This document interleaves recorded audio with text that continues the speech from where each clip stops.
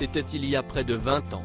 En 2003, Olivier Siroux était la star de l'émission Bachelor, le gentleman célibataire. Chaque semaine, les téléspectateurs de M6 le voyaient offrir une rose aux prétendantes qu'il voulait voir rester dans l'aventure.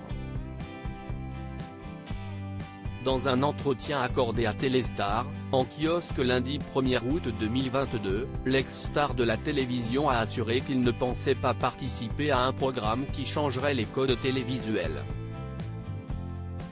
« Je ne connaissais pas cet univers, j'avais une agence de communication. Quand on m'a proposé ce programme, j'ai pensé à Loft Story, et je me suis laissé tenter. En le tournant, j'ai dit à la production, ça ne marchera jamais. »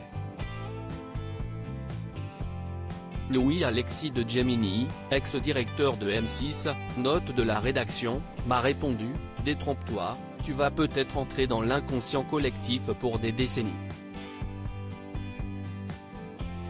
Apparemment, si est-il le cas, s'est-il souvenu. Si Olivier Siroux avait choisi Alexandra, leur histoire n'avait duré qu'1 an. Il explique aujourd'hui, on n'était pas fait l'un pour l'autre. Pourtant, j'ai eu un vrai coup de foudre. Elle aussi je crois. Mais devant les caméras, les émotions sont amplifiées. Et un coup de foudre, cela ne signifie pas que l'amour sera éternel.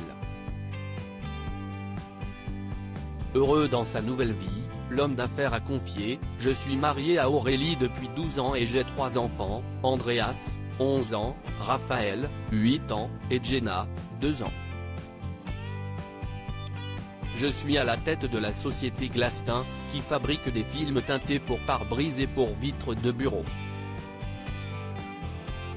J'ai récemment travaillé pour les maisons Balenciaga et Louis Vuitton. » Olivier Siroux, aurait-il aimé continuer dans les médias? Aujourd'hui, les candidats d'émissions de télé-réalité sont élevés au rang de stars et comptent des centaines de milliers, voire millions d'abonnés sur les réseaux sociaux. Assurant ne pas avoir de regret de ne pas avoir percé dans les médias, Olivier Siroux a glissé, « Je n'aspirais pas à ça. Mais à l'époque, si on m'avait proposé de faire de la télévision, j'aurais probablement accepté. Dans la mesure où cela aurait été compatible avec la gestion de ma société. » Malgré tout, l'ex-bachelor est heureux dans sa nouvelle vie. Une interview à retrouver en intégralité dans votre Téléstar, ce lundi 1er août.